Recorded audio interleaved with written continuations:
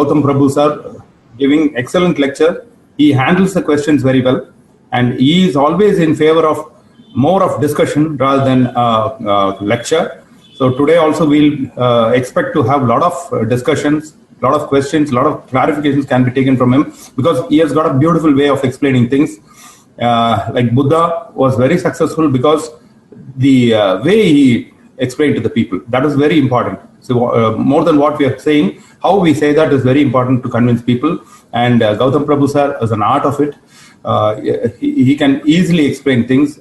Things are very simply told by him, and it is very easy for us to understand. Very difficult questions also, he takes it up very easily and explains to them very simple. A lot of anecdotes, illustrations, analogies. The analogies are very important.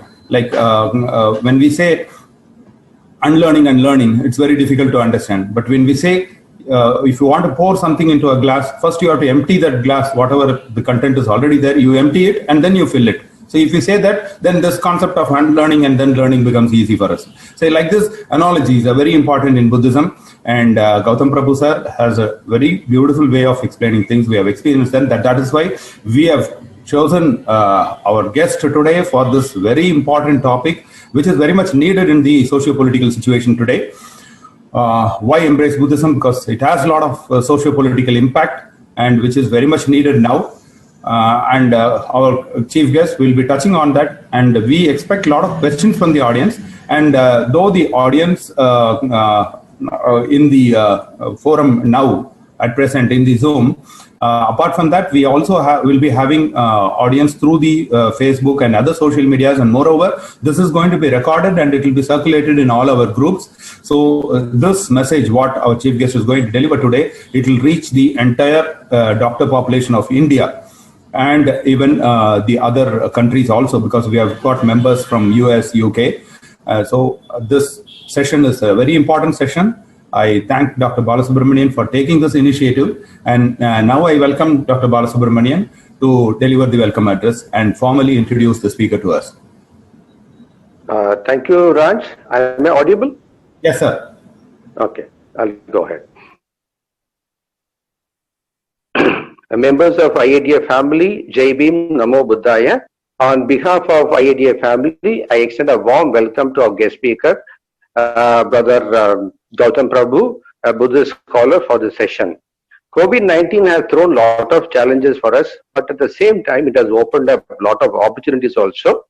So today, I am digitally connected with at least 15 Ambedkarite and Buddhist organizations throughout India, through WhatsApp and Telegram. When I say 15 organizations, Ambedkarite organization, I feel happy, at the same time feel a little disappointed, because we have one common suffering. All Ambedkarites have one common suffering, that is untouchability. And we have one leader for us, and that is Baba Sahib Dr. Ambedkar. So when we have one suffering and one leader, why is that we Ambedkarites are splintered into hundreds of organizations, and we are fighting with as 100 units in multiple directions with no sight in victory for us against untouchability? So that is a big question we need to answer. There are many hypotheses, schools of thought, which explain why Ambedkarites are divided and subdivided and so on. But one of the explanations is that many of the Ambedkarites believe that religion has no role in untouchability. They don't believe that religion is a cause for untouchability. They believe that progress in education and economic improvement and acquisition of political power can alone save them from untouchability, which is not the truth, which I'll give by examples. In 2015, the sitting Chief Minister of Bihar, the land of Viharas, Mr. Jitin Ram Manji, when he visited a temple in Madhubani, after he left the temple priest walked the entire temple premises, saying that he has polluted because he was a Dalit. In 2018, in Andhra Pradesh, YSR Congress MLA Dr. Sridevi, when she visited Ganesh Pandal, she was abused by other MLAs, saying that she has polluted Ganesh Pandal. In again 2018 in Karnataka, a sitting member of Parliament of BJP party, Mr. Narayanasamy, was not allowed to enter the village in Karnataka. Are we living in a Republic of India or a banana republic? Is it a republic of touchables against untouchables? But it is true. You take Tamil Nadu, 2017, a senior IS officer, Mr. Jagmohan Singh Raju, wanted to file an FIR against 2 senior IS officers because they are practicing untouchability. So these acts of shame, acts of discrimination against untouchable, it's very common, and it gives us only one message. What does it give? It tells that untouchables, whatever level of achievement, accomplishment you reach in education, economical front and political power, it has no relevance as long as you remain in Hindu fold. Only untouchables in this country, you are born as untouchables, you will die as untouchables. That is the truth. As long as we know the truth, it is better for us.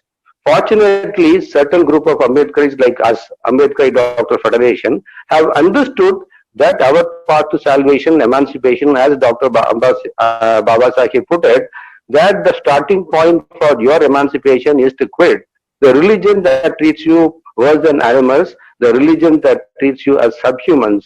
The moment you quit the Hindu religion and embrace Buddhism, you are free of mental slavery. Then your progress in education, economical front and political power will have meaning and relevance, and it will be a sustainable one.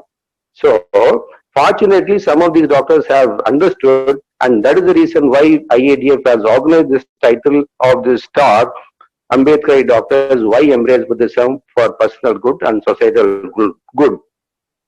I will wind up by giving one more example. In my experience, I embraced Buddhism 4 years back. One day when I was going to my hospital morning 8:30, the traffic was heavy. I was driving, my wife was sitting beside me. Suddenly, all of a sudden, one young gentleman, probably college student, came on a two-wheeler at breakneck speed in front of my vehicle. My heart skipped a beat, I immediately applied brake and avoided collision. Had I not applied brake, I would have nearly killed that boy. And out of anger, I started shouting at him, and I was abusing him in most foul languages. My wife was listening to all this invective and said, "Calm down. You are a Buddhist now. You are supposed to practice Metta, Mudita, Upeka, and Karuna. And calm down. Why don't you say the mantra which you recite every day morning, the Prajna mantra, which goes like this. Teyatha gati gati parangati parasangati bhoti so." This is the Heart Sutra mantra which I recite normally. So which immediately gives you calmness of your mind and nerve. So how does a Buddhist respond? A normal person to react at such an accident time, you will react angrily, immediately your heart rate will increase, BP will rise, and your health will be affected. Whereas a Buddhist will respond, not react. He will say, "Today I saved the life of a young boy. I feel better and I feel happy." That's what we doctors also feel. When you save a life, we feel the emotional reaction, something which is beyond description. It cannot be described. It has to be felt. And that is the feeling one gets. That is the personal good. Now, does this personal good translate into societal good? Yes. We doctors who have embraced Buddhism in Trichy, every month on Buddha Purnami day, we assemble.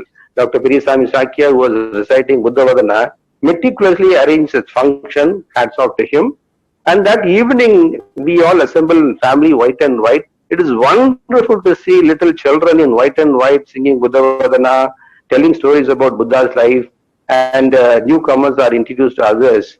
So strangers become friends, friends become brothers, brothers become a family. And that's how Buddhist family grow. And we don't stop with that. Saturday, Sunday and COVID times, we have nothing to do. So senior doctors have joined hands with other professors in arts colleges. We have started an online coaching center for our boys and girls for IAS and IPS examination. And we have named this academy as Prajna Academy, which is the 6th perfection in Buddhism, the other being Dana, Dhyana, Shanti, Shila, and Viraya.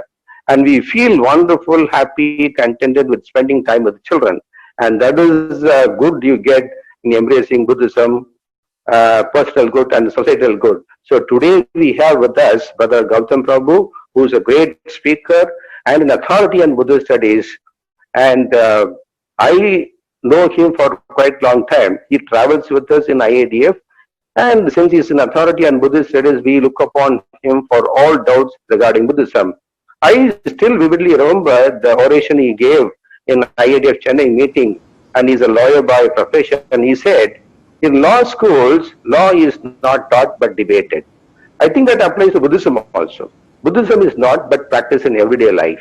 So in the next 45 minutes, I'm sure Brother Gautam would keep you engaged and you will be asking for more. So with these few words, I once again extend a very, very warm welcome to Brother Gautam and thank you for the organizers for giving me this wonderful opportunity. Thank you. Jai Bhim. Namo Buddhaya. Thank you very much, Bala sir. You have beautifully set the platform for today's discussion. So you have given a very good introduction about the practical Buddhism. And as a cardiologist, you have also linked cardiology to Buddhism. And it's a beautiful welcome address. Thank you very much, sir. Now I invite Dr. Shivakumar, T. Shivakumar, to formally introduce the speaker to the audience today.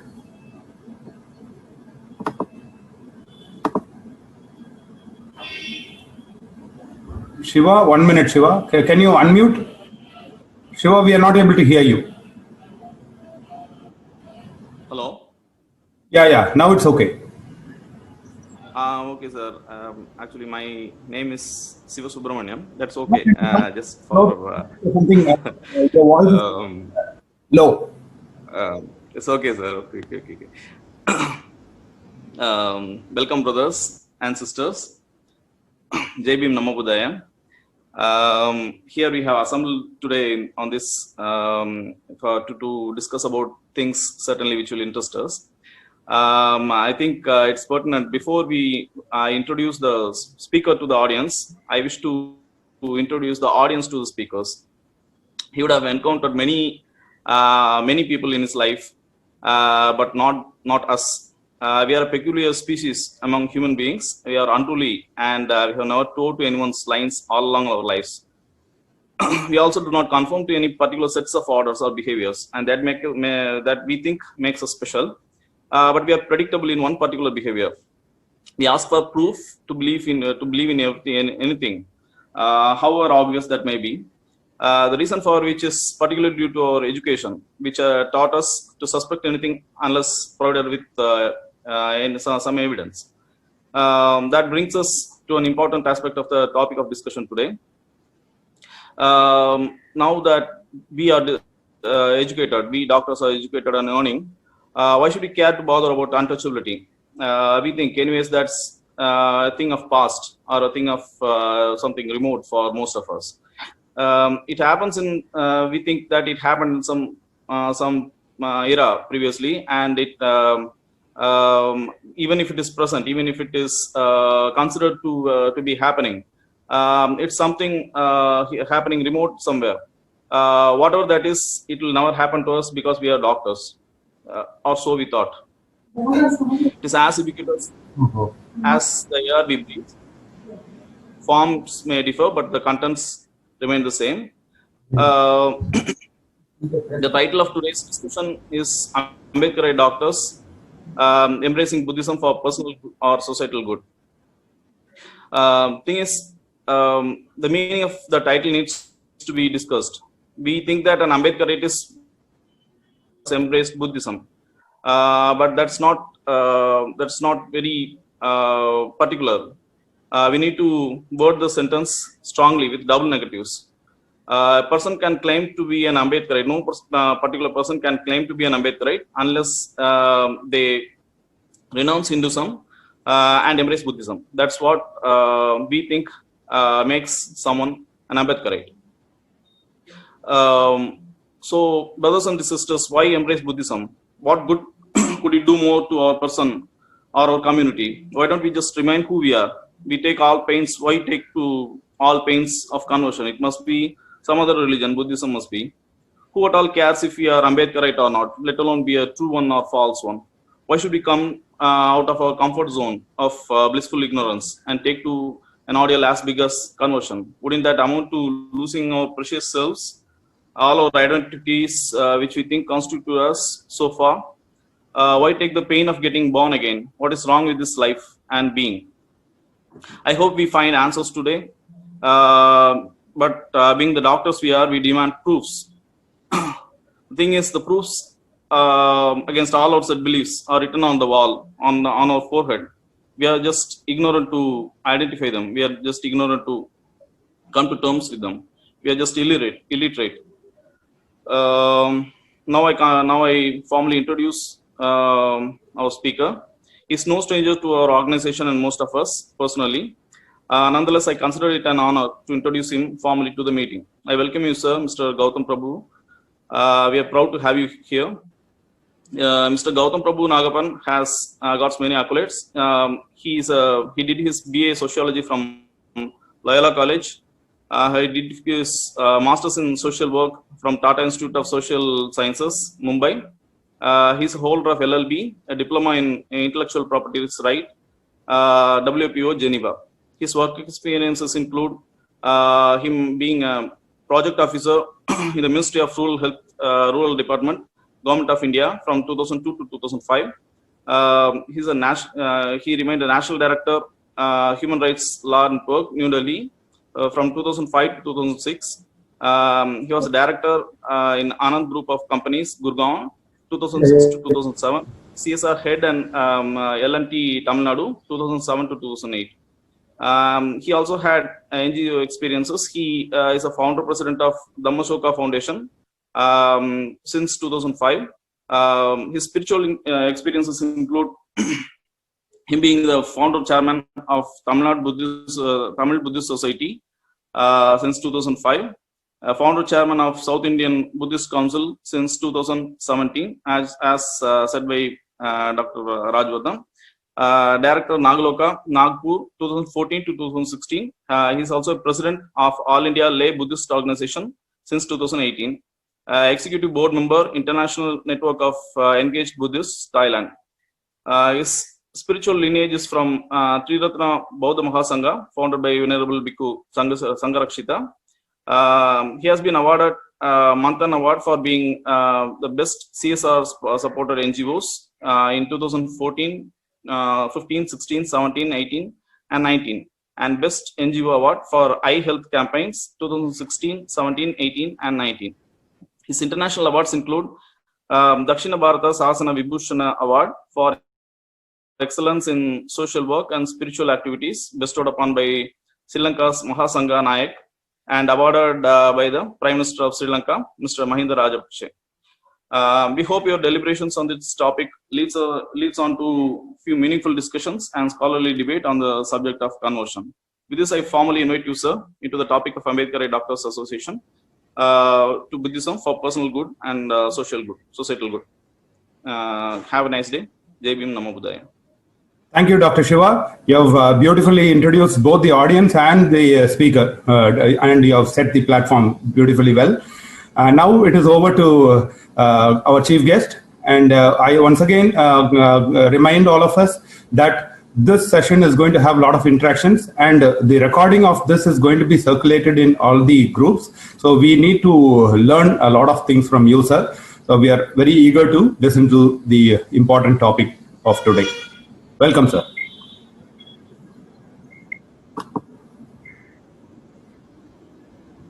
Thank you very much. Most reverend members of the doctors community and the International Ambedkarite Doctors Federation. Triple Gem greetings, Namo Buddhaya, Jai Bhim. It is such a great honor to address in front of all of you who are directly working for humanity.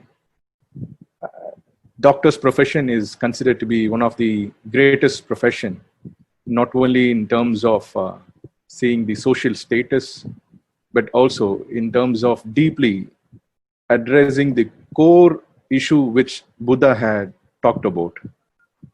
So on this regard, I salute all the doctors who are representing, especially from IADF, who have come forward to address this as the most significant issue that the country has to transform. In that way, I'm extremely proud and happy, especially to Dr. Rajwardhan. Ever since I met him, the very day since then until now, I'm seeing he has accumulated enormous amount of energy, and he's been non-stop. And at the same time, I'm also seeing our good doctors from the same fraternity, like Dr. Perisami, Dr. Bala, and few other good faces. I'm really, really happy. I'm really, really happy. And also a few people whom I'm not able to see the faces. Most of you are listening to the audio rather than reviewing your beautiful, handsome faces. I would appreciate everyone to have their videos. It will also psychologically connect each one of us. The introduction part was very nice, and I really thank the person who introduced me. And I also apologize that I could not immediately respond to Dr. Bala when he was repeatedly asking me for sending my details. I have a big constraint, Dr. Bala, of not sharing the accolades, the so-called accolades, because I wanted to be addressed just as Gautama Prabhu. I don't even reveal the fact that I'm an advocate or I work for the collectorate and things like that. So it's a human-to-human communication which Dr. Ambedkar has taught to us, and that is how I would like to associate myself. So that was one of the reasons why I was delaying so much, in sharing my personal information. But at the same time, I appreciate that our Dr. Shivakumar has introduced me with all these accolades. Accolades comes with a huge sense of responsibility. The more you accumulate awards and merits, your hand starts shivering because it has lots of responsibilities and you are not bound to make even a careless mistake. So I apologize if I had done any mistakes, or in the forthcoming days, if I make any mistakes, I apologize in front of all the Buddhist brothers and sisters. Coming to the topic, it's one of the very interesting topics which many of us are still loitering around. There are people who have just transcended the barriers of these doubts, but still, for the larger well-being of the doctors community and also in general the whole population of India, which is very, very, very, very backward, I would say. Still, we are long way to travel. And in that way, I would like to demarcate or bifurcate this particular talk into three realms. One is the mental well-being, the second one is the physical well-being, and then the third one is the social well-being. So we have to see Buddhism on these three realms before we enter. And especially when we talk about Dr. Ambedkar and his approach towards Buddhism. In that way, when we start with the physical well-being, I rejoice the merits of all the doctors, because you are the one who are directly involved in alleviating what we call the physical suffering. So Buddha talked about three kinds of suffering, which is very important when he first gave his discourse in Sarnath for the 5 great bhikkhus. He shared the 4 noble truths. So when he delivered his first discourses on the 4 noble truths, he also explained what is dukkha. So in the dukkha, he talked about an important dukkha called the physical suffering that causes pain. So in that way, the doctors are doing a tremendous work, and yet there is also the other side of the doctor's profession, is that they are socially alienated, socially isolated. I also see this from the judges community. The judges are also so much fortified that they are not easily approachable by the common people. And they still loiter around inside the campuses of law. And many judges even don't know what's happening in the reality in our society. That's the reason why the judges need lawyers to make them aware about what is happening. Apart from what is written in the Constitution, the lawyer's responsibility is also awaken the judges to bring in the social realities. Now, in that way, some of the doctors here, I would say IADF has taken one step ahead of most of the doctors community. I'm not underestimating other doctors community, but IADF has a special cliche which has been developed in taking the spiritual aspect. Apart from the social aspect, they have also taken the spiritual aspect, which is extremely commendable. So when I begin with the physical suffering, we talk about a person who is suffering from different diseases, especially from the purview of the medical field, we are quite often being Hinduized. Even the doctor's profession is extremely Hinduized. And for everything, we bring some Hindu god into the picture of the beautiful profession of the doctors. And quite often, in many of the conferences that we see in India, they talk more about the so-called Hindu doctors of the ancient era, like what they call as Sustruta, something like that. I don't even remember. The doctors might be knowing. And I would like to quote what this ancient Susruta, the doctor, the so-called great scholar, medical from the medical profession, has stated that he quoted that a person who is dying doesn't need treatment. So Buddha, on the contrast, he said that a person who is dying also needs treatment. So it itself creates a great revolution from the doctor profession. So the challenge that I would say Buddha has imposed is from the beginning and in every sphere of life. On the one hand, the Hindu said that it is fate, and Buddha says the fate can be changed. On the one side, the Hindus were saying that the person who is dying is going to die anyhow. So why do we have to waste our energy and treatment for the person who is dying? On the contrast, Buddha said, no, it is compassion. It is the human tendency. It is the human personality. Even for a person who is dying needs care.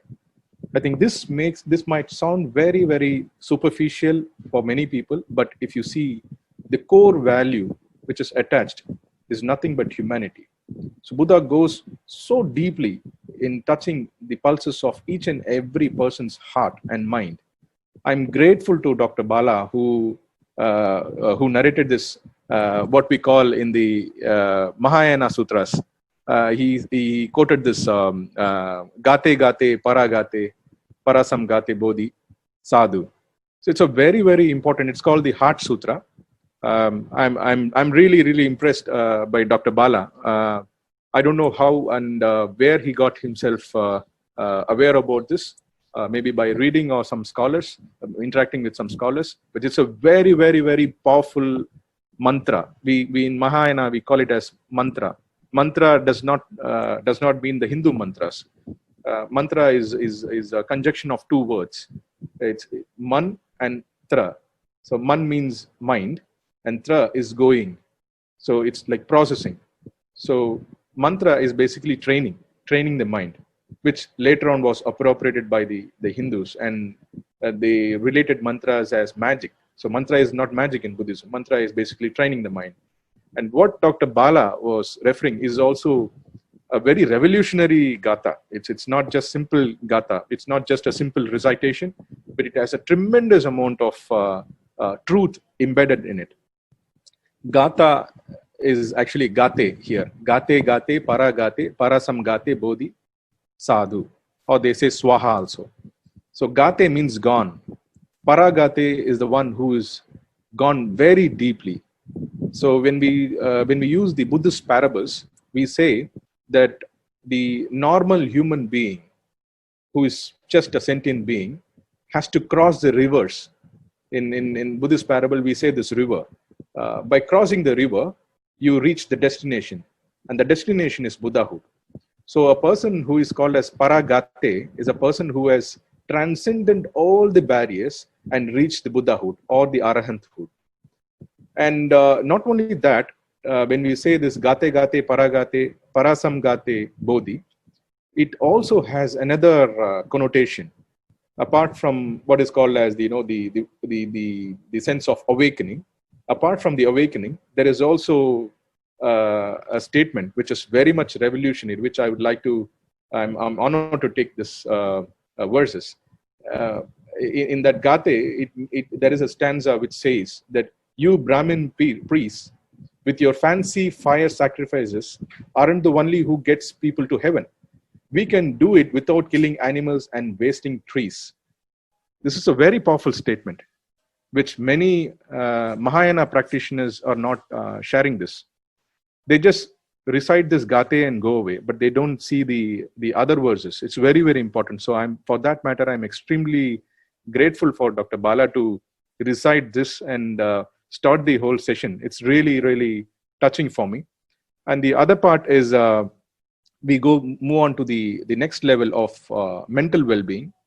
The doctor's profession is extremely challenging, and you are always on the call. So it's like we always say that the police and the doctors will always be on their boots because they have to run each time there is a case and emergency situation that comes out. So you have to immediately go and serve for the people who is suffering. So we understand that, and at the same time there is an enormous amount of stress that is also falling upon the doctors. So that stress is also taking them towards unskillful behaviors in terms of doctors getting angry and doctors getting into the habit of consuming alcohol as well. So I've seen many doctors who apparently have also become alcoholic. So in that way, we need to preserve this energy that you all are carrying, for which Buddhism plays a significant role in terms of training the mind, in terms of what Buddha taught, in terms of meditation, and several other practices that Buddha has taught. So these are things that might many of you are aware of, the physical and the mental part. And I have to recollect my own teacher who gave his first talk in New Zealand in the year 1975 in Auckland. So when he gave his talk, he said that the New Zealanders are not suffering from any kind of social injustice like the way the Indians are suffering. So for them, Buddhism has to be brought in a different way. It has to be taught in a different way. The methods have to definitely vary. So he said that you might not have the problem of caste or any kind of discrimination, social discrimination, but there is also a problem that we all carry called the Sankhara Dukkha. The Sankhara Dukkha is nothing but dukkha, the suffering that comes out due to unsatisfactoriness. So you're always dissatisfied with what you do. You're not satisfied. And that unsatisfactoriness is the one that causes inequality in our system. So he says, Venerable Sangharakshita says that you might not have caste, but don't surprised that you might have caste in the future. So it's very, very important. It's very important to understand that the social inequalities are formed because of the unsatisfactoriness. You want more, you want to accumulate. And then finally, you want this accumulation to be only with you, only for your family, only for your community. And that's how the whole system gets socially stratified. So these two aspects are there when we talk about Buddhism.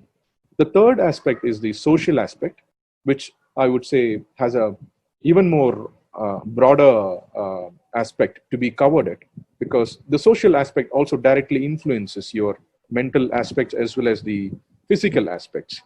As we all, as one of our doctor brother has shared, that how discrimination is being practiced even in the medical profession, how the doctors are also eminent.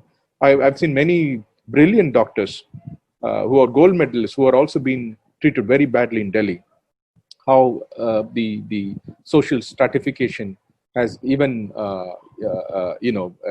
unrecognized, or I would say isolated even the so-called meritorious candidates too. So in that way, this social aspect is very, very important. I remember that when in one of the conferences in Sri Lanka, one of the well-renowned scholars, his name is Ariyaratne. Ariyaratne is one of the founding fathers of the Sarvodaya movement, and he's considered to be one of the revolutionary leaders in Sri Lanka in the modern times. So he started the Sarvodaya movement, and I had this doubt that, Sarvodaya movement sounds to be more like a Gandhian movement. So what is the relationship between the Gandhian movement and the Buddhist movement? Then he clarified me by saying that certainly it is not connected to Gandhian movement, not at all. And this Sarvodaya movement is Buddhist movement. Then I said, how it is a Buddhist movement? Then he said that it is Buddha who taught us, and it is Buddha who talked about the welfare of all, Bahujana Hitaya, Bahujana Sukhaya. So that was very much interesting for me when Dr. Ariyaratne shared this to me. And further, I said how it is different from the Gandhian Sarvodaya movement, and how you find this distinction. Then he says that no village the Gandhian Sarvodaya movement follows the model of what they call as independent villages. So Dr. Aryadhana says that no village in this world can be independent. It has to be interdependent. So interdependency is a thumb rule in the Buddhist philosophy. It is very important that every human being, every man, every being is interconnected and they're all interdependent. So he says that you create a village, a beautiful village, which has no problem at all. And then there is a neighboring village, which has all kinds of problems and all. Definitely, the village which is very pure is also under threat because anytime that can be polluted. It is like, bombing, an aerial bombing. If somebody bombs one village, saying that in that village terrorists are staying, the neighboring village will also get bombed, even though it might not have terrorists. So same way, Dr. Aryarathne tried to explain me very clearly that if an individual is not being social, and if he isolates, if he is just thinking about his own family or his own profession, then definitely he cannot be happy. So you have to be social. So that's why Dr. Ambedkar, when he introduced Buddha to us, he said, Dhamma is social in nature. It has to be social and it should be social, he says. It's very, very important. If it is not social, then it is of no use. So in that way, the social aspect is very important to talk in this program, and which I'm very much bound to explain further. Now, many people from the followers of Dr. Ambedkar's community, especially, are trying to self-satisfy with their own interpretations by saying that Dr. Ambedkar aimed for political transformation. So he took the political path to emancipate the Indian communities, especially those who are suffering, and he wanted to come out with a huge transformation. And then there is another school of thought from the Ambedkarite community who say that no, Baba Saheb took the social aspect, so he wanted to spend more time in the social aspect and the social transformation. And then there is a third school which talks about, no, Baba Saheb took the Buddhist front, he wanted the spiritual transformation, and the spiritual transformation is very important. So for that reason, the people who are advocates of political democracy or people who believe that transformation can be brought only through politics, they will quite often say that, look, Dr. Ambedkar did not talk about Buddhism in the 1930s or in the 40s. He only talked in the 50s. He talked only in the end. He talked only in the 1950s. So this thought is like spreading everywhere, and many people started forming assumptions. And the same is the case with social democracy. Now, if you read his writings, it will be very clear. Unfortunately, for people like South Indians, we are not that much blessed to read what is written in Marathi or in other languages. We know only the English version. But there are lots of articles and write-ups which Baba Saheb has written in Marathi as well. Now, if you go through that, from the beginning, he was a Buddhist. He was a very strong Buddhist. In fact, he was inspired by Buddhism when he was 14 years of age. So he had this thought from his childhood about Buddha, and he was very clear about his path. Now, the reason behind Baba Saheb waiting for so many years is because of several political issue that was emerging in our British India period. Like, for example, we had the First World War. After the First World War, many political instability happened among the nations. And then we had the Pune Pact. That was a big pain for him. And then the third one, the Government of India Act, which was formed in 1935. And then in 1942, there was this a special act which was brought by the British Indian government. And then he was given by the British government the huge task of drafting the Constitution of India. So he had to travel all these journeys before declaring. If he would have declared, for example, in the 1940s, if he would have said that let us all embrace Buddhism, then the Constitution wouldn't have been given to him, because if, as being a religious leader, then there would be definitely there would have been a huge constraint for him to actually work on the Constitution. So he was very, very mindful and cautious, seeing the whole aspect of responsibility, which is political, social, and religious. And that's the reason why he has to take so much of time. But other than that, I would say he was a Buddhist from the beginning. Even when he said that he's coming out of Buddhism in 1935, he was very clear to articulate that. And he was also, in 1936, he had also made the statement very clear that the closest is Buddhism, and Buddhism is the only way we can emancipate our people. So he mentioned this very, very clearly. Even in the Rangoon conference, he has mentioned during the time of the World Fellowship of the Buddhist. In Nashik conference, he has explained. In the conference in Mumbai, he has explained. So there are so many justifications we can make how Baba Sahib consider Buddha Dhamma to be the forerunner of social transformation. Now, even for that matter, ideologically, Baba Sahib talks about political democracy. Now, political democracy is possible only when you create social democracy, which he claims very clearly in his writings. Even in Annihilation of Caste, he has mentioned this. And also in several other books and articles, we will find enormous amount of literature which emphasizes that social democracy is precursor to political democracy. Now, how do we establish social democracy? For that, he says the only way through which we can develop social democracy in our society is through Buddhism. Now, that's why he said liberty, equality, fraternity. So when he said liberty, equality, fraternity, he makes his point very clear that this inspiration he draws from his master Buddha, not from the French Revolution. This is very, very important, which when we translate that, it becomes what we call in the Hindi terminology, we say Swatantrata for liberty, that is Vidudalai, Swatantiram. And then we saw he sees liberty not in terms of just coming out of the shackles of caste system, but the liberation in terms of making a normal being into the highest being, into a being who can take a great amount of compassion and deliver this compassion to the people. So he sees liberty into the highest level, not just in the mundane level, not in the superficial level, not in the level of just coming out of a jail, not in terms of coming out of a prison. So his liberty, aspect of liberty, equality, fraternity has to be taught in the spiritual aspects, in the spiritual path.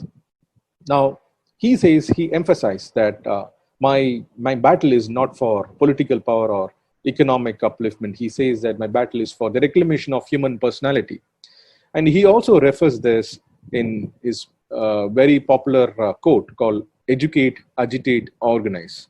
Now, even if you see the definition of education, agitation, and organize, you have to see under the eyes of Dr. Ambedkar, because Dr. Ambedkar did not speak this in a very superficial way. When he said education, it is to do with awareness. It is not something to do with you becoming a doctor or an engineer or an IT professional. It is more on awareness. And he says awakening. So that is education. And then the second one is agitation. Agitation is basically rising the emotions, rising the level of human consciousness. That's very important, he says. And that's what he defined as agitation. And the third aspect is very, very important, what we call as organize.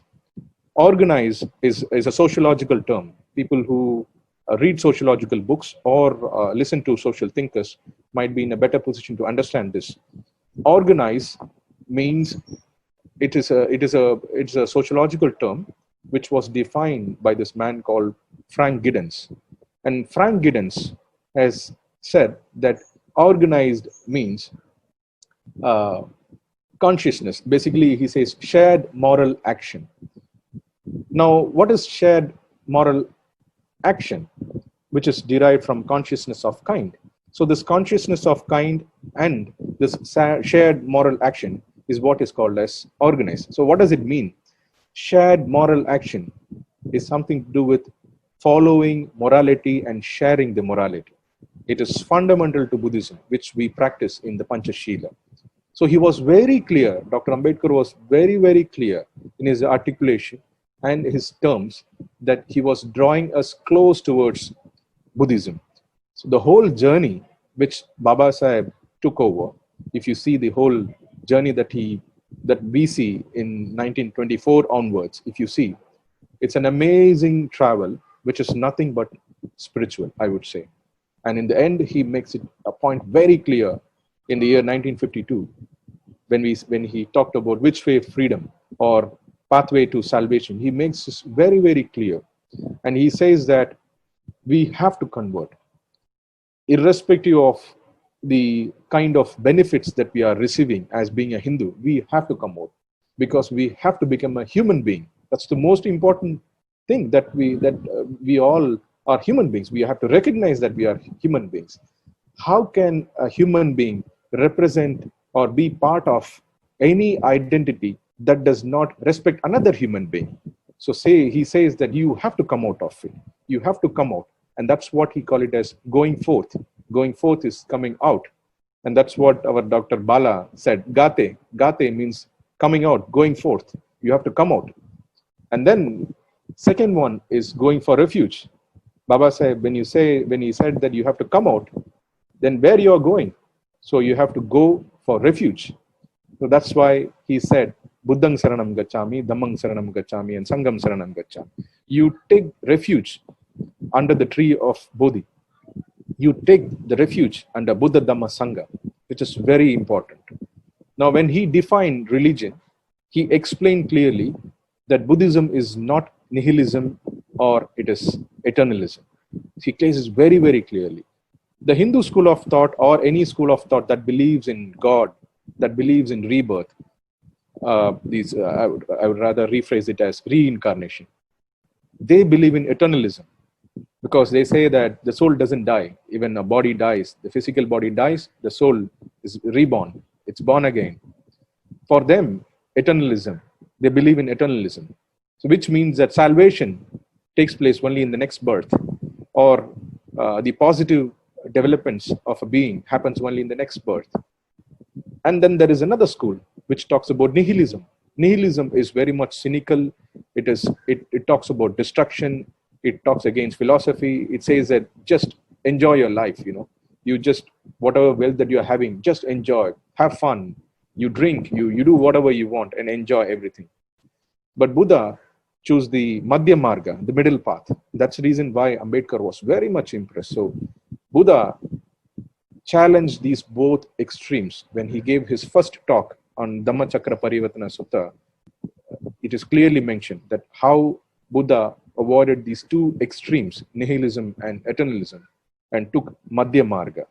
Now, Dr. Ambedkar, based upon these ideologies and thoughts, and of course, he has his own personal experiences, which also surmounts a huge amount of attitudes that he developed in his day-to-day life, is also based upon his personal experiences also, especially facing the level of discrimination and social ostracization. Now, when he developed this Buddha and his Dhamma, the book that he wrote, which was published posthumously, he was very clear that it has to be social and it has to connect each and every individual. It is not just for a bunch of people. It is for the whole community. It is for the whole society, he said. Now, when he wrote, he said two important aspects, which is referred in what we call as Sadhamma. In Sadhamma, he mentions that the responsibility lies in two aspects. One, training the mind, and second, to create Dharma Raja, which he says as kingdom of righteousness. It is very important. We have to create kingdom of righteousness. And at the same time, we also have to train our mind. Without training our mind, we can't achieve this. And without creating righteousness in our society, what he called as kingdom, we cannot create a peaceful or a harmonious society. Now, this is the aspect of Dr. Ambedkar. When he gave Buddha and his Dhamma to the people, he had this two thoughts in his mind very deeply when he explains Dhamma, Adhamma, and Sadhamma. He had these thoughts in his mind. And based upon this, he went for this historic revolution, which he started in 1952. And finally, in the year 1956, it was self-actualized and it was achieved.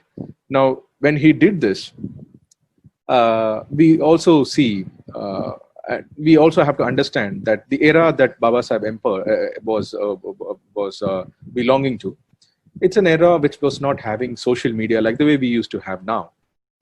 So it is an era where modern technologies were not there. And it was very difficult to spread Dhamma other than spreading through newsletters.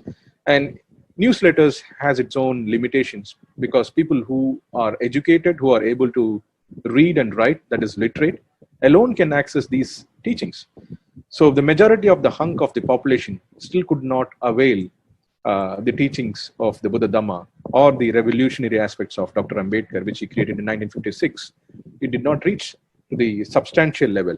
Now we have plenty of opportunities to spread the Dhamma. We have methods and mechanisms through which we can spread the Buddha Dhamma. But because of this huge gap, there are also people who have misinterpreted Dr. Ambedkar. There are Christians who would say that in order to be an Ambedkarite, you don't have to be a Buddhist. Even a Christian can be an Ambedkarite. There are a good number of communists who would also say the same claim. There are Hindus who would also say the same claim. There are atheists who would also give the same claim.